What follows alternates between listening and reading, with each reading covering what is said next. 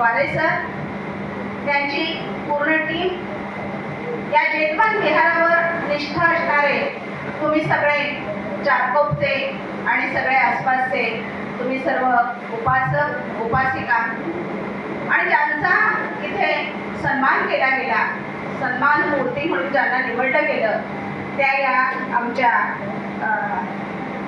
तिघी सन्मान मूर्ती आणि चार सन्मान मूर्ती.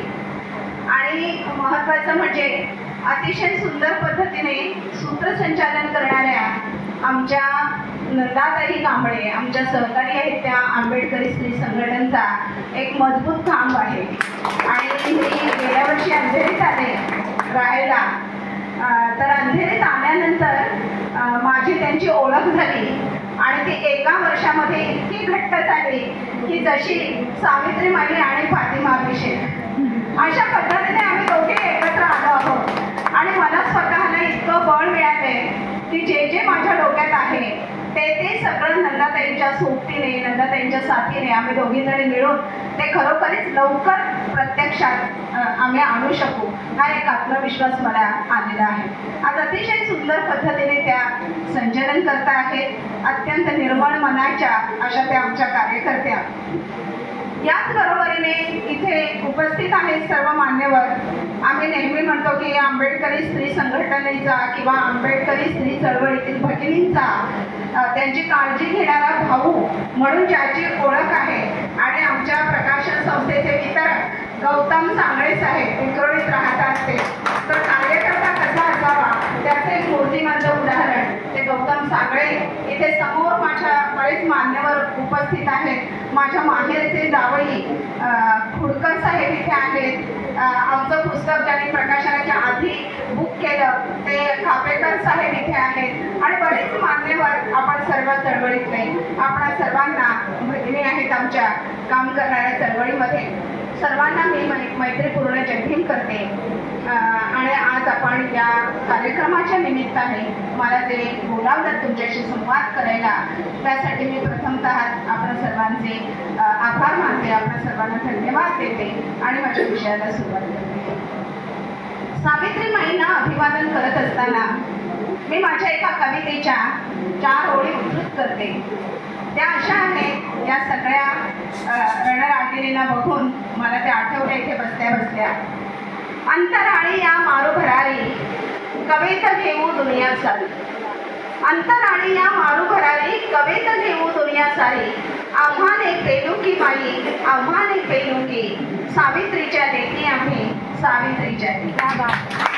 तर ते मोठी कविता आहे, त्याच्यातल्या या 4 ओळी मला आठवल्या याला सगळ्यांना बघू. खरं तर या जेव्हा बोलत होत्या या 4ही जणी, तर त्यावेळेला मला स्वतःला असं वाटत होतं की यांचंच ऐकत राहायला पाहिजे. विशेषतः आमच्या त्या PSI पाठीमागे जरा आवाज कमी करा प्लीज. बोलणाऱ्याला डिस्टर्ब होतं आणि त्याची लिंक तुटते. मी एक टीचर म्हणून काम केलं आहे, तर आम्हाला ही सवय आहे. म्हणजे एखादा वक्ता एक स्वतःला सिद्ध करण्यासाठी बोलतो आहे आणि मग आजूबाजूला किती काही चाललं तरी तो चालून घेतोय, असं नाही होत आम्हाला. आम्हाला असं बोलतो होता मी आणि आमचे विद्यार्थी ऐकता आहे तिथे जरा का चुळबुळ काही झाली तर डिस्टर्ब व्हायला होतं. तर तसं प्लीज पाठीमागे चर्चा करू नका. तुम्हाला महत्त्वाचं जर का डिस्कशन करायचं असेल तर प्लीज थोडंसं बाजूला होऊन ते डिस्कशन तुम्ही करू शकता आणि मग येऊन बसू शकता. तर महत्त्वाच्या गोष्टींचा आपल्याला संवाद करायचा असतो. तर मी मगाशी तेच म्हणत होते आता की जेव्हा या बोलत होत्या, विशेषतः भोसले ताई आणि आमच्या त्या PSI, काय नाव त्यांचं, सविता ठोंबरे मॅडम, तरुण पोरगी. आणि ती जेव्हा सांगत होती तर त्यावेळेला मला वाटत होतं यांचं संपूच नाही. म्हणजे आज माझं भाषण नाही झालं तरी हरकत नाही, यांचंच मला अजून ऐकायला पाहिजे असं मला वाटत होतं. मी सुद्धा अगदी कान देऊन ऐकत होते. एक असं लक्षात येत आहे की आपल्याला अनेकांना किंवा अनेकींना अनेक क्षेत्रांचा असा खरंच नाही आहे अनुभव. म्हणजे त्या पोस्को केसबद्दल जेव्हा सांगत होत्या ठोंबरे मॅडम, तेव्हा मला आश्चर्य वाटत होतं की आपण कसं म्हणतो सगळं की छान आंदोलन चाललेलं आहे. फक्त हे जे धार्मिक व्यवस्थेने जे निर्माण केलेलं आहे, सामाजिक व्यवस्थेने निर्माण केलेलं आहे, ते वरवर ह्या राजकीय अन्याय अत्याचार वगैरे ह्याच सगळ्या घटना आजूबाजूला घडत आहेत. खूप हीच मोठी समस्या आहे, सगळ्यात मोठी समस्या आहे वगैरे असं आपण विचार करतो. पण त्याही व्यतिरिक्त या ज्या समस्या आहेत, ज्या मानवी मूल्यांना पायदळी तुडवणाऱ्या आणि त्यामुळे निर्माण झालेल्या ज्या समस्या आहेत, त्या किती मोठ्या समस्या, किती भयानक असा आपण अंगावर अगदी थरार येईल, भीतीचा म्हणा किंवा वेदनेचा म्हणा, उद्विग्नतेचा म्हणा, अशा पद्धतीचा थरार निर्माण होईल, अशा पद्धतीच्या भावना आपल्या मनामध्ये निर्माण होतील, अशा पद्धतीची उदाहरणं त्या सांगत होत्या. मी भोजनेताईंचं ऐकत होते. त्या स्वतः सांगत असताना त्यांना गहिवरून आलं, स्वतःच्या संघर्षाची कहाणी सांगताना गहिवरून आलंच त्यांना. पण जनरली असं असतं की स्वतःच्या संघर्षाने जेव्हा माणूस एखादं यश मिळवतो ना, तेव्हा त्या यशाने तो इतका पुरळून जातो की माझ्या इतका मोठा दुसरा कोणीच नाही असं त्याला वाटायला, आणि आपल्या सहवासात येणाऱ्या इतरांना तो तुच्छ समजायला लागतो. एक अहमपणा त्याच्या माइंडमध्ये घुसतो आणि त्याचं व्यक्तिमत्व असं खूप तुटक अशा पद्धतीचं होऊन जातं. पण आपण जेव्हा भोजनेताईंसारखी हे व्यक्तिमत्व बघतो, आपण त्यांचा एक एक शब्द मी असा कानात साठवत होते आणि माझ्या लक्षात आलं की ही बाई किती म्हणजे स्वतःला हे सगळं मिळवत असताना जो त्रास झालेला आहे, जे कष्ट पडलेले आहेत, जो तिने संघर्ष केलेला आहे, त्या संघर्षाची जाणीव आहे तिला. पण त्याच्यातून ती किती अधिकपणे मुक्त झाली आहे आणि त्या संघर्षातून तिला जे समजलेलं आहे, ती समज घेऊन इतरांना अशा पद्धतीचा संघर्ष करावा लागू नये म्हणून ती झटते आहे, म्हणून ती काम करते आहे. आणि हे काम करत असताना एक कमालीची संवेदनशीलता, म्हणजे या चौघींच्याही ह्याच्यामध्ये या मॅडम तर अगदी थोडंसंच बोलल्या, तुमचं जास्त ऐकण्यासाठी आम्ही तुम्हाला बोलावू, पण मी इमॅजिन करते की टीचर म्हणून त्या कशा पद्धतीने काम करत असतील. मी स्वतः 40 वर्ष शिक्षकी पेशामध्ये काम केलेलं आहे आणि मॅडम अतिशय खेडेगावामध्ये, म्हणजे ज्या खेडेगावामध्ये मुलीला मासिक पाळी आली तर तिला 3 दिवस शाळेत पाठवायचे नाही, किंवा त्यांच्या शेतीची कामं असतील, भुईमुग वगैरे पेरायचं असतात, तर माझ्या शाळेतले बरेचसे विद्यार्थी गेले, कारण त्यांना त्या कामासाठी पालक घेऊन घ्यायचे आणि त्यांना त्याच्यात काहीही वावगं वाटायचं नाही. अशा अत्यंत मागासलेल्या अशा खेड्यामध्ये माझ्या नोकरीची सुरुवात झाली आणि त्यानंतर मी अत्यंत प्रगत, एज्युकेशनच्या दृष्टीने अत्यंत प्रगत, ज्याला सांस्कृतिक नगरी म्हटलं जातं, अशा डोंबिवलीमध्ये मी शिकवलेलं आहे. आणि दोन्हीचा फरक मॅडम मी अनुभवलेला आहे. त्यामुळे मी इमॅजिन करू शकते की तुम्ही कशा पद्धतीने या महापालिकेमध्ये काम केलं. आमच्या नंदाताई पण तशाच आहेत, तशाच पद्धतीने काम करत असणाऱ्या. त्या पण राज्य पुरस्कार विजेते आहेत, महापौर पुरस्कार विजेते आहेत. आणि हे सगळं करत असताना तुम्ही सामाजिक काम करणार. त्या डॉक्टर मॅडम तिथे आल्या तर त्यांना सुद्धा मी आता बोलता बोलता म्हटलं की माझ्या पण डोळ्यांची मला तपासणी करायची आहे, पण कुणाकडे तरी जायला भीती वाटते, कारण पैसे उकळतात. आजकाल कटिंग सर्व्हिस आणि मेडिकल क्षेत्र आजकाल नुसतं सेवेचं क्षेत्र राहिलं नाही, तर लुटायचं क्षेत्र पण झालेलं आहे. आणि त्यामुळे यांच्यासारखी ही व्यक्ती जेव्हा भेटली तेव्हा मी म्हटलं की आता मी तुमच्याकडे येईल खात्रीने, कारण मला तुम्ही लुटणार नाही याचा मला विश्वास आहे किंवा फसवणार नाही याचा. तर या सगळ्या अशा या व्यक्तीला, विशेषतः स्त्रियांना, ज्यांची दखल सहसा घेतली जात नाही, पुरुषांच्या कामाला घेऊन मिरवतात. जसं भोजनेताईने सांगितलं की त्याच्याकडून जरी केवढा जरी गुन्हा झाला तरी त्याला वेलकम केलं जातं घरामध्ये. म्हणजे किती मोठ्या गुन्ह्यासाठी वेलकम केलं जातं ते आपण याच्या रेप प्रकरणी ती केस जे आहे बानो बिल्किस बानोच्या केसच्या प्रकरणामध्ये आपण बघितलंय की बिल्किस बानोवर कितीतरी जणांनी बलात्कार केले. तिच्या पुढ्यात तिच्या बहिणींवर, तिच्या मुलीवर बलात्कार केले आणि छोट्या मुलीला पण तिच्या मारून टाकला आपटून तिच्या समोर. अशा पद्धतीचा गुन्हा केलेल्या त्या कैद्यांना जेव्हा ते बाहेर आले तेव्हा आमच्या या भारत देशात राहणाऱ्या स्त्रियांनी आरत्या ओवाळून त्यांचा त्यांचं स्वागत केलं. म्हणजे त्यांनी एका स्त्रीवर, ती कुठल्या धर्माची हे मॅटर करत नाही, पण त्यांच्या दृष्टीने मुसलमान स्त्रीवर बलात्कार केला आमच्या पुरुषांनी, म्हणजे किती मोठा पराक्रम केला की काय असं त्याला वाटलं आणि त्यांच्या आरत्या ओवाळल्या. तर सांगायचा मुद्दा हा की जसं भोजने ताई म्हणाल्या की या देशामध्ये अशी या व्यवस्थेने अशी घडण केलेली आहे, अशी मानसिकता बनवलेली आहे की पुरुषाने कितीही मोठा गुन्हा केला तरी तो समाज सहजपणे माफ करतो, पण स्त्रीला मात्र अजिबात माफ करत नाही. म्हणजे सहजपणे माफ करत नाही असा शब्द मी नाही वापरते, मी सहजपणेच्या जागी अजिबात म्हणते. अजिबात माफ केलं जात नाही. आणि ज्यावेळी ताई ते अत्यंत तळमळीने बोलत होत्या तेव्हा मला बुद्ध, अंगुलीमाला, बुद्ध आणि कुंडलकेशा अशा सगळ्या घटना समोर दिसत होत्या. बुद्ध आणि आम्रपाली अशा सगळ्या गोष्टी माझ्या नजरेसमोर येत होत्या की बुद्धांच्या मनामध्ये केवढी सारी करुणा होती यांच्याबद्दल. किती जरी मोठ्या समाजाला गुन्हा वाटणाऱ्या अशा भल्या मोठ्या, म्हणजे अंगुलीमालाचं तर उदाहरण एकदम जिवंत आहे. तुम्ही सगळे उपासक आहे, तुम्हाला माहिती आहे हे सगळं. तर ज्याने माणसांना मारून टाकलं असा हत्यारा, संपूर्ण समाजासाठी ज्याची ओळख होती हत्यारा म्हणून, त्याला तर माफ केलंच, त्याला माणूस म्हणून बघितलं त्याच्याकडे. तशीच जिला अत्यंत पतिता असं मानलं जात होतं ती अट्टकासी किंवा विमला, जी ऍक्च्युली वेश्या व्यवसाय करत होती. आम्रपाली तर वेश्या व्यवसाय करणारी नव्हती. आम्रपालीची कथा वेगळी आहे. आता मी सुरुवात केली तर अजून 5 मिनिटं बोलेन, म्हणून मोह आवरते तो. या सगळ्या फेरी गाथातल्या एका स्त्रीवर मी तास बोलू शकते, अशा पद्धतीने माझं काम आहे. फेरी गाथांवरचं माझं व्याख्यान आहे. तर आम्रपालीबद्दल फार बोलत नाही, फक्त एकच वाक्य बोलते की आम्रपालीची जी इमेज आहे ती वेश्या म्हणून, ती इमेज चुकीची आहे. आम्रपालीला अंबा असं म्हटलं जायचं आणि अंबा हा शब्द आई अर्थाने वापरला जात होता त्या काळी. तर शरद पाटलांनी असं म्हटलेलं आहे की जर का आम्रपाली म्हणजे अंबा अशी जर तिची ओळख समाजामध्ये होती तर ती वेश्या कशी असू शकेल. ती इतकी सन्माननीय होती समाजासमोर. फक्त एक मजबुरी म्हणून तिला नगरवधू म्हणून तिला ते घोषित केलं. त्या राज्याच्या निर्णयाला तिने मजबुरीने होकार दिलेला होता. पण याचा अर्थ असा नव्हता की तिच्या त्या सप्तमहालामध्ये कोणीही यावं आणि तिचा उपभोग घ्यावा किंवा कोणीही यावं आणि पैशासाठी तिने तिला प्रवेश द्यावा असं नव्हतं.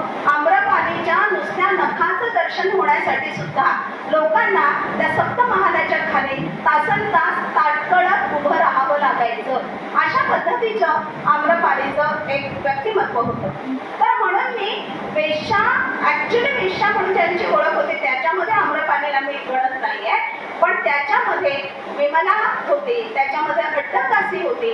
पण या स्त्रिया सुद्धा पुढे बुद्धांच्या भिकुणी संघामध्ये आलेल्या आहेत, त्या भिकुणी बनलेल्या आहेत आणि भिकुणी नंतरचं जे अत्यंत सन्माननीय असं स्थान थेरी, तिथे थेरी स्थान मिळवण्यासाठी आयुष्याची 12 वर्ष अजिबात मध्ये खंड न पडता भिकुणीचे कठीण नियम पाळून समाजासाठी, समुदायासाठी आयुष्य घालवणं, अशा पद्धतीचं जीवन जगलेल्या स्त्रियांना थेरीचा सन्मान मिळत असेल, अत्यंत आदराचा.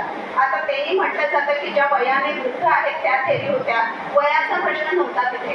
वयाने अगदी 20-22च्या त्या सुद्धा थेरी पदाला पोचलेल्या होत्या. तिथे फक्त हा नियम होता, आयुष्याची 12 वर्ष त्याने भिकुणी पदाचे अत्यंत कठोर नियम पाळून त्याने समुदायासाठी आपलं आयुष्य वेचायला पाहिजे असा रोग होता. तर अशा या ज्या थेरी पदापर्यंत पोचलेल्या ज्यांना समाजामध्ये वेश्या म्हणून ज्यांची ओळख होती त्यांना थेरी पदापर्यंत पोहोचवण्यासाठीचा मार्ग बुद्धांनी खुला करून दिलेला होता. तर आमच्या भोजने ताई ज्यावेळी सांगत होत्या की त्या ज्या पद्धतीने बघता आहेत, गुन्हा केलेल्या स्त्रियांच्याकडे ज्या पद्धतीने त्या बघत होत्या किंवा ज्या पद्धतीने त्यांच्याविषयी त्या बोलत होत्या, अत्यंत संवेदनशीलतेने बोलत होत्या, तेव्हा मला वाटत होतं की बुद्धाची करुणा हृदयामध्ये घेऊन वावरणाऱ्या ह्या अशा भोजरेताईंसारख्या जर समाजामध्ये निवडक व्यक्ती असतील तरी सुद्धा आपल्या या तुरुंगामध्ये ज्यांचं जीवन अगदी नरक यातना भोगणारं, नरकासारखं जीवन ज्यांच्या वाट्यात वाटायला येतं त्यांचं जीवन थोडं तरी सुसह्य होईल. तर अशा पद्धतीने या सगळ्या बोलत असताना यांचे अनुभव सांगत असताना माझ्या मनामध्ये एक प्रोजेक्ट आकार घेतला तुमचा ऐकत असताना तो मी नंतर तुमच्याशी बोलते. नंदाताई आहेत सोबत, आम्ही दोघींनी ठरवू तो कसा पुढे न्यायचा आणि मग तुमच्याशी आम्ही जरूर चर्चा करू. तर हे असं बाहेर आलं पाहिजे. म्हणजे आमची प्रभाव प्रकाशन संस्था जी आहे किंवा हे जे आम्ही आंबेडकरी आई काढलेले आहे पुस्तक, त्या अशाच पद्धतीचे एक उद्दिष्ट घेऊन आम्ही पुस्तकं काढत असतो किंवा माझं स्वतःचं लिखाण हे अशा पद्धतीचं काही उद्दिष्ट घेऊन असतं. प्रसिद्धीसाठी मी लिहत नाही, लेखिका म्हणून मला प्रसिद्धी मिळावी, मला मान सन्मान मिळावा म्हणून मी लिहत नाही. तर माझ्या लेखनातील प्रत्येक शब्द आज चळवळीसाठी असायला पाहिजे, चळवळ पुढे नेण्यासाठी असायला पाहिजे, हा उद्देश डोळ्यासमोर ठेवून मी लिहत असते. तर त्याच उद्देशाने आम्ही आंबेडकरी आई हा प्रकल्प, हा उपक्रम सुद्धा हाती घेतला आणि ते पुस्तक आता इथे आहे. मी आता हा धागा पकडून सावित्रीमाईंच्याकडे येते आहे, कारण आज सावित्रीमाईंची सावित्रीमाईंच्या जयंती दिनाचं औचित्य साधून 3 तारखेला जरी जयंती दिन असला तरी ते औचित्य साधून आजच्या तारखेला सावित्रीमाईंचा जयंती उत्सव हा आपण इथे साजरा करत आहोत. तुम्ही खूप चांगल्या पद्धतीने इथे शून्य अशा श्रोत्यांची तुमची उपस्थिती आहे. तर सावित्रीमाईंच्या कार्याबद्दल, सावित्रीमाईंकडून आपल्याला काय घ्यायचं आहे त्याबद्दल एक थोडंसं मी बोलणार आणि थांबणार आहे एक 10 मिनिटामध्ये. तर सावित्रीमाईंचं हे काम मी सुरुवातीला सावित्रीमाईंना अभिवादन करते आहे. सावित्रीमाईंच्या आम्ही लेखी आहोत अशी आमची स्वतःची ओळख द्यायला आम्हाला अभिमान वाटतो. आम्ही बुद्ध भीमाच्या लेखी आहोत अशी स्वतःची ओळख द्यायला आम्हाला अभिमान वाटतो. मी सावित्रीमाईंवर तर 5 वर्ष रिसर्च वर्क करून सावित्रीमाईंवर मी मोठा ग्रंथ लिहिला आणि तसंच बुद्ध भीमाच्या लेखींचं कर्तृत्व याच्यावर सुद्धा माझे शोधनिबंध कितीतरी प्रसिद्ध झालेले आहेत. थेरीगाथांवर मी लिहिलेलं आहे. तर हे कशासाठी आम्ही लिहितो किंवा कशासाठी ते तुमच्या समोर आणतो, तर हा एक चळवळीचाच भाग आहे. म्हणजे चळवळीची जी वेगवेगळी अंग असतात त्यापैकी साहित्य चळवळ हे एक महत्त्वाचं अंग आहे. तर त्या साहित्य चळवळीला लक्षात घेऊन आम्ही या पद्धतीचं साहित्य निर्माण करतो, या पद्धतीचं साहित्य मी लिहिते आणि ते तुमच्यापर्यंत पोहोचावं म्हणून धडपड करत असतो. जसं हे जिथे जाते तिथे स्टॉल लावतो तेवढ्यासाठी की तुमच्यापर्यंत पोहोचावं. सावित्रीमाईंवर जेव्हा मी काम केलं 2013 ते 2013ला मी सुरुवात केली आणि ते पुस्तक बाहेर आलं 2023ला. म्हणजे जवळजवळ 10 वर्ष ती प्रक्रिया सुरू होती आणि त्याच्याही आधी वैचारिक प्रक्रिया ही आधीच सुरू होती जेव्हा 2000 साली मी बहिणाबाईंची कविता एक आकलन पुस्तक लिहिलं तेव्हा. कारण ज्यावेळी बहिणाबाईंची कविता एक आकलन हे पुस्तक ज्यावेळी माझ्याकडून लिहिलं गेलं तर त्यावेळेला सावित्रीबाईंच्या कवितांच्याकडे माझं स्वतःचं लक्ष गेलं. तोपर्यंत मला सुद्धा सावित्रीबाईंचं एक जी प्रतिमा आहे आपल्या मनामध्ये की सावित्रीबाई म्हणजे पहिली शिक्षिका, या देशातली पहिली शिक्षिका मुलींना शिकवणारी. दुसरा सावित्रीबाई म्हणजे या बालहत्या प्रतिबंधक गृह काढणाऱ्या, यशवंताला दत्तक घेणाऱ्या, सत्यशोधक समाजाचं काम करणाऱ्या. अशा पद्धतीने एक हीच ओळख आपल्याला माहीत होती, ती मला सुद्धा माहीत होती तेवढीच ओळख. पण प्लीज जरा बोलू नका, तुम्ही बोलू नका प्लीज. पण ज्या वेळेला 2000 साली मी बहिणाबाईंच्या कवितेचा अभ्यास करत असताना किंवा त्याच्यावर लिखाण करत असताना मराठी अर्वाचीन कवितेतील स्त्रियांची कामगिरी हे प्रकरण जेव्हा मी लिहत होते तेव्हा सावित्रीबाईंच्या साहित्याची मला ओळख झाली. ॲक्च्युली ती इतक्या उशिरा ओळख झाली त्याचं कारणही असंच आहे की 1990 मध्ये मागो माळी यांनी सावित्रीबाईंच्या साहित्याचा शोध घेतला. आपण खूप कृतज्ञ असायला पाहिजे माळींच्या बद्दल.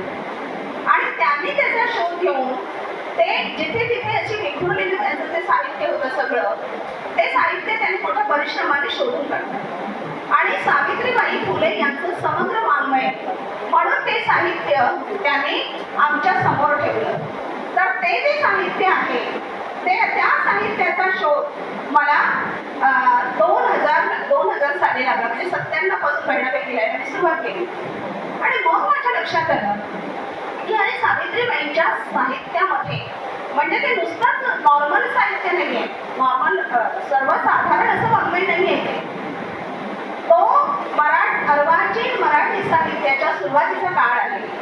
आणि त्या काळामध्ये जसं मी मगाशी म्हणाले की मी लेखणी हाती का घेतली आहे, माझ्या प्रसिद्धीसाठी नाही, मला लेखिका म्हणून कोणी मोठं व्हावं म्हणून नाही, तर समाजामध्ये परिवर्तन होण्यासाठी जर का माझ्या शब्दांचा काही उपयोग झाला तर ते उद्दिष्ट डोळ्यासमोर ठेवून मी लेखणी हाती घेतली.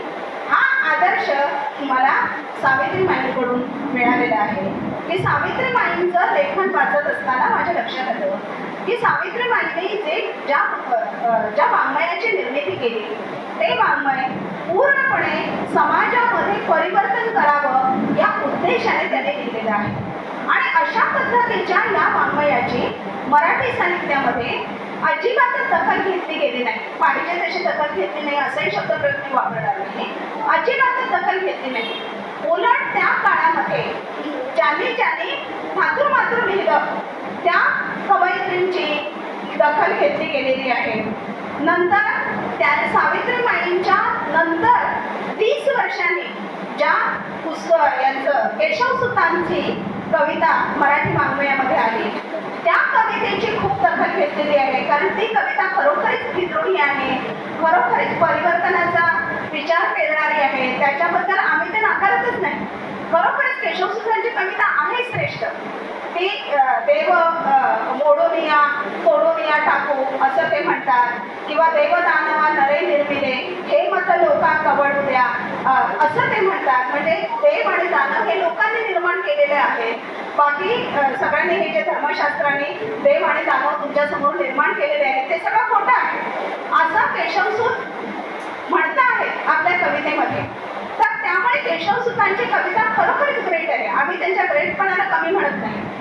पण माझं म्हणणं असं आहे की ज्या ग्रेटपणा मराठी वाङ्मय क्षेत्रात काम करणाऱ्या समीक्षकांनी मानलेला आहे, ज्या निकषासाठी त्यांना ग्रेट म्हटलेलं आहे, तेच निकष जर का केशवसुतांच्या आधी कोणीतरी निर्माण केलेल्या वाङ्मयामध्ये असतील तर त्यांना आपण पहिल्यांदा ग्रेट म्हणायला पाहिजे ना.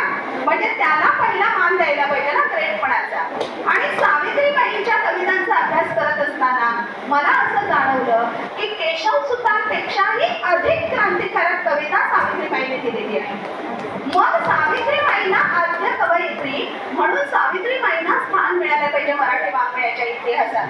आतापर्यंत जर समीक्षकांनी अर्वाचीन मराठी काव्याचे जनक म्हणून केशवसुतांना सन्मान दिलेला असेल तर ती चूक त्यांनी सुधारायला पाहिजे आणि अर्वाचीन मराठी काव्याच्या जननी म्हणून तिथे सावित्रीबाईंना त्यांनी स्थान दिलं पाहिजे. आणि सावित्री मराठी समीक्षेचा इतिहास हा या पद्धतीने अजरामर व्हायला पाहिजे. पुढच्या पिढ्यांना या पद्धतीने तो दिला गेला पाहिजे हे माझ्या लक्षात आलं. आणि मग आपल्याला माहिती आहे की इथली समाज व्यवस्था अशी आहे की कोणी बहुजन समाजातल्या व्यक्तीचं जर का कर्तृत्व असेल आणि कोणा स्त्रीचं जर का कर्तृत्व असेल तर तिचं कर्तृत्व सहजासहजी मान्य केलं जात नाही. म्हणजे पहिली डॉक्टर स्त्री मगाशी गेले आमच्या डॉक्टर मॅडम, पण पहिली डॉक्टर स्त्री म्हणून आनंदीबाई जोशींचं नाव घेतलं जातं. पण इतिहास असा आहे की पहिली प्रॅक्टिस करणारी डॉक्टर या भारतातली ती रखमाबाई राऊत आहे. डॉक्टर रखमाबाई राऊत ती आहे. पण यांच्या या सामाजिक इतिहासामध्ये तिचं नाव कोरलं गेलं नाही आहे. त्या आनंदीबाई जोशींचं नाव कोरलं गेलेलं आहे. किंवा 1857च्या बंडामध्ये इंग्रजांविरुद्ध जी लढली ती राणी लक्ष्मीबाई नाही, राणी लक्ष्मीबाईंच्या जागी झलकारी देवी लढलेली आहे. कोळी समाजाची झलकारी देवी लढलेली आहे. पण झलकारी देवीच्या नावाने त्या 1857च्या बंडाचा इतिहास झलकारी देवीच्या नावाने लिहिला गेला नाही, तो राणी लक्ष्मीबाईंच्या नावाने लिहिला गेला. तर ही इथल्या समाज व्यवस्थेने निर्माण केलेली ही मानसिकता आहे. आणि त्या मानसिकतेला आपण आपल्या बुद्धिमत्तेने आणि आपल्या लेखणीने, आपल्या वक्तृत्वाने, आपल्या वाणीने आपण त्याला द्यायला पाहिजे. त्याच्यासाठी त्यांना दगड घेऊन तोंड देता कामा नये.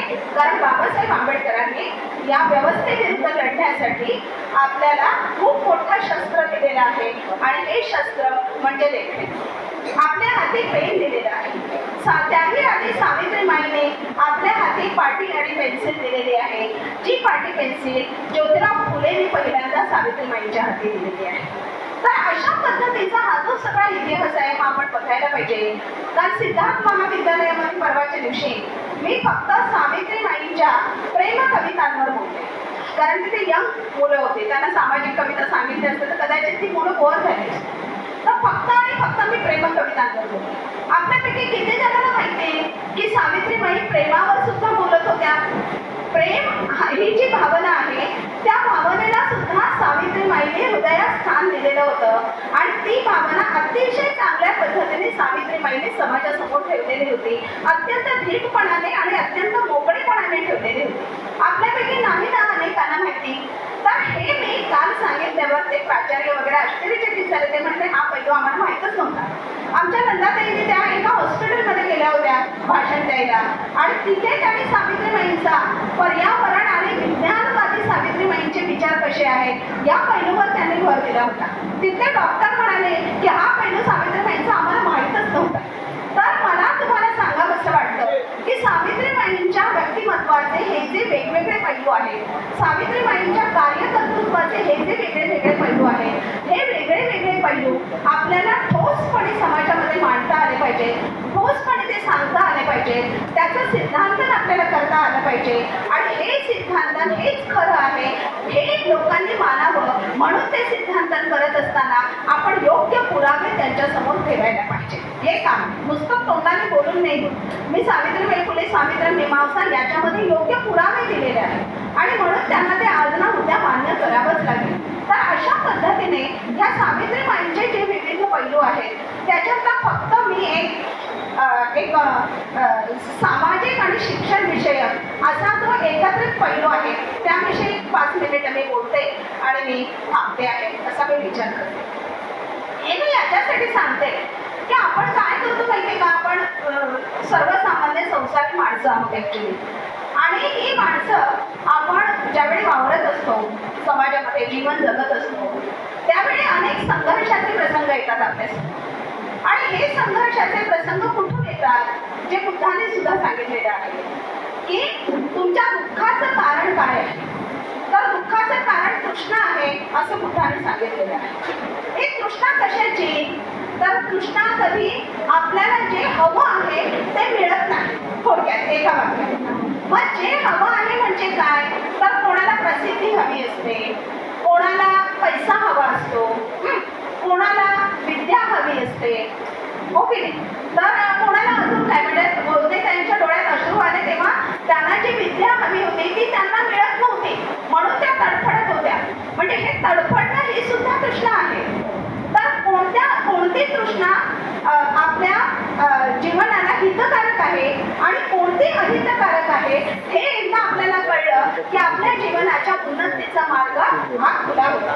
म्हणजे जशी विद्येची लालसा, विद्येची तृष्णा असणं, विद्या मिळवण्याची तृष्णा असणं जी बाबासाहेबांच्याकडे होती. म्हणून बाबासाहेबांनी एवढा त्याच्यातून त्या ध्यासातून बाबासाहेबांनी भारतीय संविधान दिलेलं आहे की इतक्या मोठ्या उच्च पदव्या मिळवलेल्या आहेत. म्हणजे परवाच्या दिवशी त्या सिद्धार्थ कॉलेजमध्ये बाबासाहेबांनी हाताने लिहिलेल्या नोट्स आम्हाला दाखवल्या त्या चैताली ग्रंथपाल मॅडमनी. आणि त्या नोट्स बघत असताना माझ्या डोळ्यातून अश्रू आले. का अश्रू आले तर मी तिथे म्हटलं की ह्या ज्या नोट्स आहेत बाबासाहेबांच्या त्या नोट्सने आमचं जीवन सोन्याचं बनवलेलं आहे. बाबासाहेब किती चिंतन करत होते, त्या विद्येसाठी किती तळमळत होते. तर ही तृष्णा आपल्या आयुष्याचं भलं करणारी आहे, आपलं आयुष्य उन्नतीकडे नेणार आहे. पण संपत्तीची तृष्णा असेल, दुःखाची तृष्णा असेल, दुःखामध्येच आपण गुंतून राहू तर ती पण एक तृष्णाच असते. सगळ्या ह्या ज्या तृष्णा आहेत त्या तृष्णा आपलं जीवन उन्नतीकडे नेत नाही. उन्नतीच्या मार्गाचा तो एक अडथळा आहे. तर याच पद्धतीला म्हणजे याच विचाराला सिमिलर असा विचार सावित्रीबाई फुले आपल्या एका कवितेमध्ये मांडतात. त्या कवितेचं नाव आहे अज्ञान. त्या कवितेमध्ये सावित्रीबाई काय म्हणतात त्या मुलांशी सावित्रीबाई शिकवायच्या ना मुलांना, तर त्या मुलांना शिकवताना किती लाडीगोडी बोलावं लागतं ना. मुलांना कळत नाही, छोट्या मुलांना शिकवताना तर खूपच स्किल वापरावं लागतं. मी पण दुसरीच्या मुलांपासून मी शिकवलेलं आहे, ते MA च्या मुलांपर्यंत शिकवलेलं आहे. तर त्या MA च्या मुलांना शिकवताना मला त्रास नाही व्हायचा, तो फक्त पूर्वतयारी करायचा त्रास असायचा तेवढा. पण दुसरीच्या मुलांना शिकवताना पूर्वतयारी करायचा काही त्रास नाही, पण प्रत्यक्ष त्यांना शिकवताना खूप मोठा त्रास असतो, खूप स्किल वापरावं लागतं. तर तशा पद्धतीने सावित्रीबाई सुद्धा ज्या शिक्षणासाठी मुलांना आणायच्या, करून आणायचे, ते रानबा महार म्हणून होते, ते जाऊन घराघरात जाऊन मुलांना घेऊन यायचे. आणखी दुसरा तो थोंडिबा म्हणून होते, ते त्या मुलांना पोत्यात घालून घेऊन यायचे. अशी ती हिस्ट्री तुम्हाला सगळ्यांना माहिती आहे. तर अशी ही मुलं ज्यांना जबरदस्तीने आणलं जात होतं, त्या मुलांना शिकवत असताना त्यांना रुचेल, त्यांना पचेल अशा पद्धतीने सावित्रीबाईंना सांगावं लागत होतं. म्हणून सावित्रीबाई एक वेगवेगळे मेथड अवलंबायच्या. तर एक मेथड त्यांनी अशी अवलंबिली होती की त्यांच्याशी खेळ खेळायचे, शब्दांनी खेळ खेळायचे. मग या कवितेमध्ये त्या असं त्यांच्याशी खेळ खेळतायत मुलांशी आणि त्यांना म्हणतायत की बघा, आपला एकच शत्रू असे आपला नाव तयाचे, आणि ते नाव तयाचे जोपर्यंत मुलांकडून येत नाही तोपर्यंत त्या त्यांना म्हणतात शोधून पाहे, म्हणजे तू शोध काय त्याचं नाव आहे. आणि मग ज्यावेळी मुलांकडून उत्तर येत नाही त्यावेळी त्या म्हणतात हरलास का, कबूलच का, हरलास ना, आता कबूल आहे ना तुला, मग ऐक आता सांग, मी सांगते नाव तयाचे. आणि त्या शेवटच्या कवितेचा असा होतो नाव तयाचे अज्ञान. आणि त्या म्हणतात शोधून काढू आणि पिटून काढू आणि त्याला पिटाळून लावू, आपल्या आयुष्यातून हद्दपार करू, असं सावित्रीबाईंच्या कवितेत म्हणतात. आता ही कविता आम्हाला काय सांगते, जे बुद्धाने आम्हाला सांगितलेलं आहे की तृष्णा हे दुःखाचं मूळ आहे, तृष्णा हा आपला सगळ्यात मोठा शत्रू आहे. त्यांनी प्रतिकात्मक मार शब्द वापरलेला आहे. जेव्हा जेव्हा आपण याला बसतो, मेडिटेशनला बसतो, जेव्हा जेव्हा आपण चांगल्या गोष्टींचा विचार करतो, तेव्हा तेव्हा मार येतो आणि मार आपल्याशी संवाद करतो आणि मार आपल्याला सांगतो की हे तुला जमणार नाही. आमच्या थेरीकथांमध्ये खूप सुंदर संवाद आहेत हे, की मार म्हणतो की तुझं इतकं सौंदर्य आहे आणि तू काय ध्यान करत बसली आहेस, हे जीवन एकदाच मिळतं, तर तू आता आनंदाने जग, उपभोग घे, असं तो म्हणतो. किंवा सोमाला सांगतो की 2 चिमटीचं ज्ञान जिचं आहे अशा बाईला मोक्षाचा जो मार्ग आहे तो कसा काय खुला होणार. म्हणजे तो मार असं तिला सांगतो की ज्या पुरुषांना सुद्धा जे ज्ञान मिळवणं शक्य नाही ते द्विअंगुलीमाला असं शब्द प्रवृत्तीने पाली भाषेत आहे तो. तर 2 बोटांचं ज्ञान असलेल्या तुझ्यासारख्या स्त्रीला तो कसा काय प्राप्त करता येईल असं तो सांगतो. 2 अंगुलीचं ज्ञान असलेला म्हणजे काय, भात शिजला की नाही हे 2 बोटाने बघायचं. म्हणजे बाईची अक्कल फक्त चुलीत होती, भात शिजला की नाही बघण्यापुरते. आमच्या त्या आई मान हलवतायत, त्यांना बरोबर समजता येते. तर 2 अंगुलीचं ज्ञान असलेल्या आम्हा बायकांना असं म्हटलं जात होतं आणि तिला काही अक्कल नाही, तिला काही समजत नाही. आजही घराघरामध्ये म्हटलं जातं की तुला काही समजत नाही, तुला काही अक्कल नाही, तू आपली गप्प बस, तू आपल्या स्वयंपाकात बघ, असं सांगितलं जातं. तर अशी ती सोमादेवी त्या माराला म्हणते की जर का आम्ही मनावर घेतलं तर म्हणजे जे अशक्य आहे, पुरुषांना सुद्धा जे अशक्य आहे ते आम्ही शक्य करून दाखवू, असं ती म्हणते. तर हा आत्मविश्वास आहे. म्हणजे मी नेहमी स्त्री मुक्तीवर बोलत असताना मी म्हणते की जगातल्या संपूर्ण स्त्री मुक्तीच्या तत्वज्ञानाचा हा पाया आहे सोमादेवीचं हे वाक्य, की ती इतकी भाव म्हणते की स्त्री भाव आमचं काही बिघडू शकणार नाही. आज जेंडर आणि हे शब्द किती आपल्या कानावर पडतायत विद्यापीठी अकॅडमिक पातळीवर. तर तो जेंडर भाव हा याच्या पलीकडे जाऊन बोलणारी संपूर्ण विश्वामध्ये पहिली स्त्री आहे सोमादेवी, जिने बुद्धांचं तत्वज्ञान स्वीकारून हा आत्मविश्वास मिळवलेला होता. तर अशा पद्धतीचं हे जे ज्ञान आहे ते ज्ञान सावित्रीबाई फुलेंच्या त्या लिखाणामध्ये आपल्याला एक तत्वज्ञान सिमिलर वाटतं. म्हणजे तेच तत्वज्ञान आहे त्यांच्या कविता कवितेमध्ये कितीतरी ठिकाणी बुद्धांचा उल्लेख आलेला आहे. म्हणजे एके ठिकाणी ते असं म्हणतात बामण कशी सुबोध रत्नाकरमध्ये, बहुत भांडणे बुद्ध ब्रह्मात झाले, जयाची त्वचा ब्रह्मे मिळाली, असं त्या म्हणतात. आणि मग पुढे त्या म्हणतात, म्हणजे याचा अर्थ काय, तर खूप संघर्ष झाला. आपल्याला सगळ्यांना माहिती आहे की संस्कृतीच्या संघर्षाचा इतिहास आहे. तर बुद्धांचा आणि ब्राह्मणांचा संघर्ष झाला, म्हणजे ब्राह्मण व्यवस्थेचा संघर्ष झाला. आणि त्या संघर्षामध्ये कपटाने ब्राह्मणी व्यवस्थेने विजय मिळवला. खूप मोठा तो इतिहास आहे की शंकराचार्य आले, त्याने सगळ्यांना हिंदू असं नाव दिलं आणि त्याने हा वैदिक धर्म जो आहे त्याचं नाव बदलून हिंदू धर्माचं केलं आणि त्या धार्मिक भावनेमध्ये सगळ्यांना अडकवलं आणि बुद्ध धर्माचा इथून पाडाव व्हायला खऱ्या अर्थाने सुरुवात झाली. म्हणजे पुष्यमित्र शृंगापासून झालीच सुरुवात. पण खऱ्या अर्थाने सर्वसामान्य लोक आज जे आपण म्हणतो की ओबीसी आहेत, मराठा आहेत, ते सगळ्या गोष्टी येत आहेत धर्माच्या, ते का येत आहेत, तर हिंदू धर्म म्हणून भावनिक पद्धतीने त्यांना अभ्यास केला. आणि ही सुरुवात 8व्या शतकामध्ये पहिल्यांदा शंकराचार्यांनी केलेली आहे. आणि त्यानंतर मग गौतम भिक्खूंच्या तत्तली झाल्या, काय काय झालं, नालंदा जाळलं गेलं, ही त्यानंतरच्या या सगळ्या घटना आहेत. तर तो इतिहास आता सांगायचा मुद्दा नाही आहे. एका वाक्यामध्ये एवढ्यासाठी सांगितलं की एखादा शब्द बोलला तर त्याचा अर्थ पटकन आपल्याला कळत नाही, म्हणून त्याच्या स्पष्टीकरणासाठी थोडंसं बोलावं लागतं. तर या पद्धतीने तो यांनी म्हणजे सावित्रीबाईंनी आपल्या त्या बामण कशी सुबोध रत्नाकरमध्ये म्हटलेलं आहे. आणि पुढे त्यांनी अशी वाक्य म्हटलेली आहे की सगळ्या जातींमध्ये समाजाला विभागतो. म्हणजे धर्म म्हटला हिंदू शंकराचार्यांनी, पण त्याच्याच बरोबरीने त्याने अजून एक केलं की त्यांनी सगळ्या या 6.5 जातींमध्ये विभागलं. त्या बामसेटच्या कॅडर कॅम्पमध्ये हे तुम्हाला अतिशय चांगल्या पद्धतीने समजावून सांगत असते. तर अशा या 7,500 जातींमध्ये विभागलेल्या व्यक्तीनं वाटतं काय की प्रत्येकाला वाटतं माझा शत्रू हा आसपास आहे. मुसलमानांना वाटतं माझा शत्रू हिंदू आहे, हिंदूंना वाटतं माझा शत्रू मुसलमान आहे, आम्हाला वाटतं माझा शत्रू ब्राह्मण आहे, ब्राह्मणाला वाटतं माझा शत्रू बुद्धिस्ट माणूस आहे. हे झालं, हे सामाजिक पातळीवर झालं. पण घराघरामध्ये पण आम्हाला काय वाटतं, सासूला वाटतं माझे शत्रू सून आहे, सुनेला वाटतं माझे सगळ्यात मोठे शत्रू सासू आहे किंवा माझे शत्रू मुलगी आहे. एखादी पुरुषाबरोबर दुसरं लग्न करून आलेली जर का बाई असेल तर त्या घरातल्या मुलांना वाटतं माझे सगळ्यात मोठे शत्रू म्हणजे ही सावत्र आई आहे. आईचे पण असे आपण इतके विभागणी केलेली आहे ना, सावत्र आई आहे, सख्खी आई आहे. आणि आई ही आई असते. आई कधी सावत्र आई ती अमुक ते शब्द आता मी या विचारपीठावरून वापरत नाही, पण नवरा नावाच्या पुरुषापासून जिला मूल होत नाही, ती फसवली गेली आणि प्रेग्नंट राहून जर का तिला मूल झालं तर त्या मुलासाठी आपण अजून वेगळा शब्द वापरतो.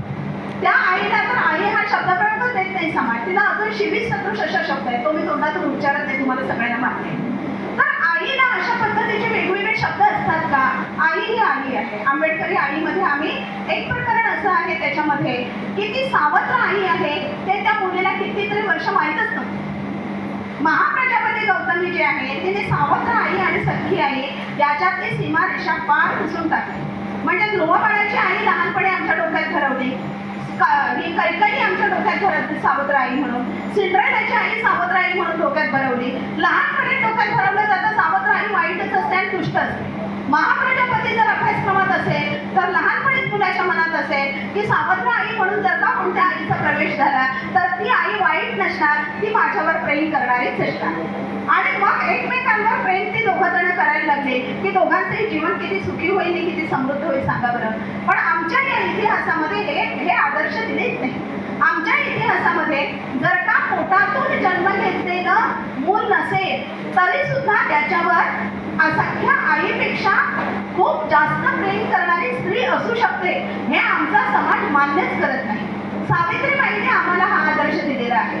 यशवंता हा फसलेल्या विधवेचा मुलगा, पण तिला त्याने आपल्या पोटच्या मुलासारखं सांभाळलं. ही आई आहे. आईची संकल्पना ही आहे. आईची संकल्पना महाप्रजापती सांगते ती आहे. आईची संकल्पना यशोधरा मांडते.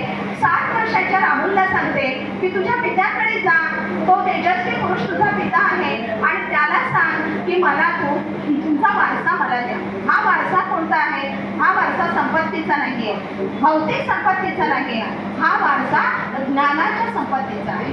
आपण किती जणी आपल्या मुलांना हे सांगतो की जा आणि बाबांना सांग तुमचा पगार होईल, त्यावेळी त्या पगाराच्या दिवशी मला खाऊ नाही आणलं तरी चालेल, पण मला एक पुस्तक आहे.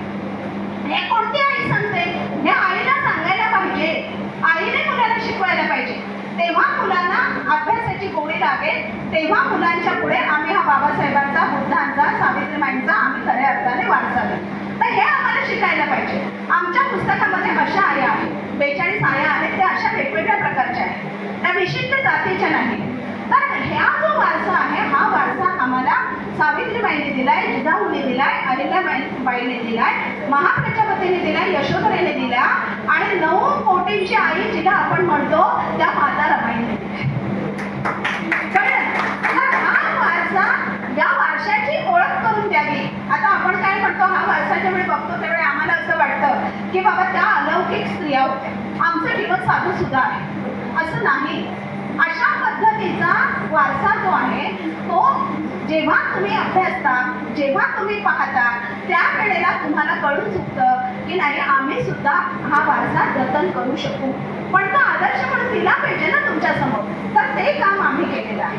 तर मी मुद्दा हा सांगत होते की अज्ञानाने आपण कुणाला तरी शत्रू मानत असतो, कुणाला तरी मित्रांना शत्रू मानतो, कुणाला तरी मैत्रिणीला शत्रू मानतो, आपल्या ऑफिसच्या कलिगला शत्रू मानतो, बॉसला शत्रू मानतो. तर ऍक्च्युली ते आपले शत्रू नसतात बरं का. त्या शत्रूचं अनेकदा मित्रात पण रूपांतर होतं काही काळ गेला की, बरोबर आहे ना.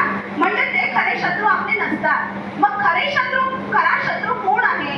आयुष्यातला खरा शत्रू हा अज्ञान आहे, जे आपल्याला कळत नसतं.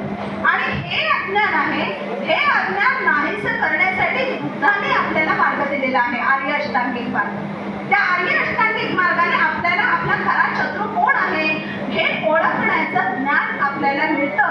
जसं बाबासाहेबांनी ज्ञान मिळवलं आणि बाबासाहेबांना कळलं की स्त्रियांना नरकात लोटणारा खरा शत्रू म्हणजे जाती व्यवस्था आहे.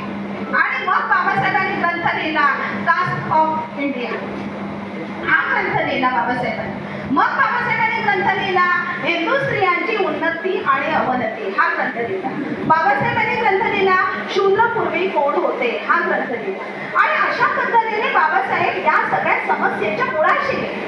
आपलं जे अज्ञान होतं त्या अज्ञानातून आपल्याला दूर काढतं त्याने. तर या हे जे अज्ञान आहे त्या अज्ञानाने आपण ज्याला शत्रू समजतो ते अज्ञान आपलं दूर करणं गरजेचं आहे. आपण आता जर का लक्षात घेतलं तर आपल्याला समजेल की आपला शत्रू म्हणजे ही जी जातीय विषमतेवर आधारलेली समाज व्यवस्था आहे, ज्याच्यामध्ये पुरोहित हा सर्वश्रेष्ठ आहे असं सांगितलेली धर्म व्यवस्था आहे, ज्याच्यामध्ये तुम्ही काही व्रतवैकल्य करा त्याच्याशिवाय तुम्हाला पुण्य मिळणार नाही असं सांगणारी धर्म व्यवस्था आहे. ही व्यवस्था आपला खरा शत्रू आहे. आणि या व्यवस्थेत बदल करणं हे आपलं उद्दिष्ट असायला पाहिजे. पण हे उद्दिष्ट आपलं असायला पाहिजे हे कळण्यासाठी आम्हाला आमच्यातलं अज्ञान दूर करणं गरजेचं आहे. जेव्हा आम्हाला कळतं की ही व्यवस्था दूर करण्याचं आम्हाला काम करायचं आहे, तेव्हा आम्ही पुरुष हा स्त्रीचा शत्रू आहे असं आम्ही म्हणणार आहे. तर आम्ही त्या पुरुषाला ही जी व्यवस्था आहे, समानतेची व्यवस्था आहे, ती समानतेची व्यवस्था आमच्या वागण्याने, आमच्या बोलण्याने, आमच्या शांत सौम्य मृदू भाषेने त्याला आपण समजावून सांगायला पाहिजे. आणि जर का तो मृदू भाषेने ऐकला नाही तर कठोरपणे सुद्धा त्याला समजावून सांगायला पाहिजे. जसं आमच्या सावित्रीबाईने शाळेत शिकवायला जाताना लोकांचे शेणतोडे झेलले, पण ज्यावेळी एक झटिंगण आला तिच्या पदराला हात घालायला तेव्हा तो शोषितपणा नाही दाखवला. जेव्हा त्याने शेणतोडे झेलताना म्हटलं की तुमचं अज्ञान आहे, येशू ख्रिस्तासारखं त्यांनी म्हटलं किंवा बुद्धांसारखं म्हटलं की तुम्हाला हे कळत नाहीये. पण ज्यावेळी तो झटिंगण आला तेव्हा असं नाही म्हटलं तुझं हे अज्ञान आहे, तुला कळत नाही, मी तुला माफ करते, असं नाही म्हटलं. त्याने काय केलं, त्याने एक लगावून दिलं त्याला आणि समोरच्या बग्याला बजावून सांगितलं की यानंतर पुन्हा स्त्रीच्या अब्रूला हात घालण्याचा जर का कोणी प्रयत्न केला तर त्याचं उत्तर या पद्धतीचं मिळेल. आणि त्यानंतर कोणीही तिच्या वाट्याला आलं नाही आणि स्त्रियांच्या शिक्षणाचा मार्ग हा अशा पद्धतीने खुला झालेला आहे. तर हे जे आहे हे अज्ञान दूर करणं म्हणजे हे जे अडथळे आहेत हे अडथळे कसे दूर करावे, तर व्यवस्थेचं परिवर्तन करून ते दूर करावे. आमची कामं हे व्यवस्थेचं परिवर्तन करण्यासाठी आहे.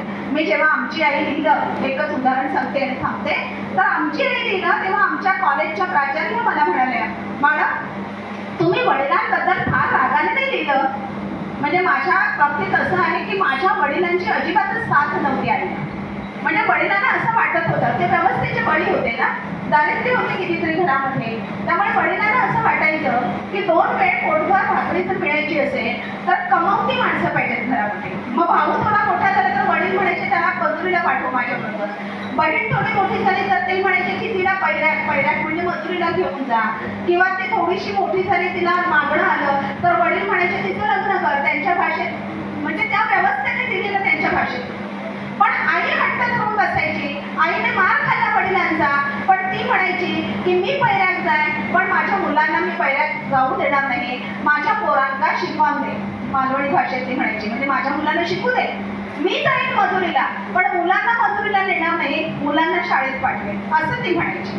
तर हे जे व्यवस्थेशी झगडणं आहे ते बघितल्यानंतर ते आमच्या प्राचार्य म्हणायला लागले, मॅडम तुम्ही वडिलांनी इतका त्रास दिला, आईला तुमच्या मारलेलं आहे की पण तुम्ही वडिलांबद्दल कटुतेने नाही दिलं. मी त्यांना उत्तर दिलं की मॅडम मी वडिलांबद्दल कटुतेने का लिहू, माझे वडील हे त्या पुरुषप्रधान व्यवस्थेचे बळी होते आणि त्यामुळे अज्ञानाने त्याने माझ्या आईला मारलेलं होतं, किंवा अज्ञानाने त्यांना वाटायचं मुलांना शाळेत जायची काही गरज नाही, कारण व्यवस्थेने बिंबवलं होतं ना त्यांच्या मनावर, त्यांचा दोष नव्हता.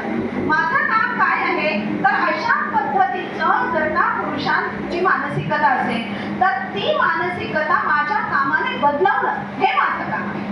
आणि म्हणून मी त्या पुस्तकामध्ये संयतपणे ते लिहिलेलं आहे. वडिलांविषयीचं काही राग नाही. त्याने मला एका स्त्रीमुक्तीच्या कार्यकर्त्याचं नाव सांगितलं, मी हे घेत नाही नाव, पण मला आमच्या मॅडम म्हणाल्या की त्या मोठं नाव आहे, तर त्या मरून पण गेल्या आता. तर माझ्या मॅडम म्हणाल्या, त्या प्रिन्सिपल मॅडम, की त्या मॅडमच्या पुस्तकामध्ये त्यांनी आपल्या वडिलांबद्दल खूप रागारागाने लिहिलेलं आहे. तर मला कारण मी बुद्धाची शिकवण माझ्या डोक्यात आहे ना, की त्या व्यवस्थेचा राग आहे, त्या व्यक्तीचा राग नाहीये. मला व्यक्तीचं परिवर्तन होतं याच्यावर माझा विश्वास आहे, आणि व्यक्तीचं परिवर्तन होण्यासाठी त्याच्या आसपासची जी व्यवस्था आहे ही व्यवस्था बदलणं गरजेचं आहे. आणि ही व्यवस्था बदलण्याचं काम बुद्धांपासून सुरू झालेलं आहे, चार्वाकांपासून सुरू झालेलं आहे, कबीरानेच ते काम हाती घेतलेलं आहे, तुकारामाने घेतलेलं आहे, शिवाजी महाराजांनी घेतलेलं आहे, शाहू महाराजांनी घेतलेलं आहे, आणि त्याच्यावरचा कळस म्हणजे डॉक्टर ज्योतिराव फुलेंनी घेतलेला आहे, आणि त्यावरचा कळस म्हणजे डॉक्टर बाबासाहेब आंबेडकरांनी ते काम हाती घेऊन परमनंटरित्या भारतामध्ये समता नांदायला पाहिजे, म्हणून भारतीय संविधान दिलेलं आहे. आता हे जे संविधान दिलेलं आहे त्या संविधानाची संस्कृती, त्याला मी नेहमी शब्दप्रयोग वापरते की संविधान संस्कृती. समाजामध्ये जेव्हा संविधान संस्कृती रुजेल, समाजामध्ये ही संविधान संस्कृतीचं पालन केलं जाईल, तेव्हा समाज हे व्यवस्था परिवर्तन, मी सारखा तो शब्दप्रयोग वापरते, ते व्यवस्था परिवर्तन बदलेल आणि संविधान संस्कृती बदलवण्याचं काम हे स्त्रियांच्या हाती आहे. कारण सांस्कृतिक सत्ता ही बाईच्या हाती असते घरातली, आणि कोणती सांस्कृतिक सत्ता म्हणजे कोणती संस्कृती मी घरात रुजवणार आहे त्याचा डिसिजन कम्प्लिटली बाई घेते. त्या डिसिजनमध्ये पुरुष अडथळा करत नाही, मला माहिती आहे. म्हणजे घरात बाई जरी त्या लक्ष्मीचं व्रत करत असले तरी आमचा पुरुष म्हणतो की तिला समजत नाही, अजून बुद्धिझम कळत नाहीये. आमचा पुरुष बुद्धिझम ऐकायला बाहेर येतो आणि घरात बायको लक्ष्मीची पूजा करत असते, कारण संस्कृती तिच्या हाती असते ना, सांस्कृतिक सत्ता तिच्या हाती आहे. आपल्याला काम करायचं आहे, ही सांस्कृतिक सत्ता जिच्या हाती आहे तिला योग्य संस्कृतीची ओळख करून देणं, आणि त्या बाईने, त्या आमच्या भगिनीने ही संस्कृती आपल्या मुलांवर रुजवणं, ही संस्कृती घरात रुजवणं. हे झालं की संविधान संस्कृती घरामध्ये रुजेल. आजचा सगळ्यात मोठा संघर्ष आहे धर्म संस्कृती विरुद्ध संविधान संस्कृती. विशिष्ट धर्माचं मी नाव घेत नाही, बौद्ध संस्कृती सुद्धा धर्मामध्ये परिवर्तित होऊ शकते. आपल्याला ती धर्मामध्ये परिवर्तन होऊ द्यायची नाहीये. ती धम्म संस्कृती आहे, ती धम्म संस्कृती म्हणूनच ती अबाधित ठेवायची आहे. तर ही जी सगळी धर्मसंस्कृती विरुद्ध संविधान संस्कृती आहे, हा आजचा सगळ्यात मोठा संघर्ष आहे. तर आपल्याला धर्मसंस्कृतीचा पाडाव करून संविधान संस्कृती रुजवायची आहे आणि ही संविधान संस्कृती खऱ्या अर्थाने घराघरात ज्यावेळी आचरली जाईल तेव्हा प्रत्येक व्यक्ती या देशात सुखाचं जीवन जगेल. तर आपल्याला आपण या महापुरुषांना, सावित्रीबाईंना हीच आपली खरी आदरांजली होईल. त्यांनी याच्यासाठी आयुष्य घालवलं. आपण सुद्धा आपल्या आयुष्याचा थोडासा भाग संसार करता करता आपल्याला जेवढं जमेल तेवढं आपण करूया. आपल्या आयुष्याचा थोडासा भाग याच्यासाठी आपण खर्ची घालूया. एवढं आज आपण संकल्प करूया. मी फार वेळ बोलले आपल्याशी, आपण अतिशय शांतपणाने ऐकून घेतलं. मी पुन्हा एकदा आपल्याला धन्यवाद देते आणि जय भीम करून थांबते.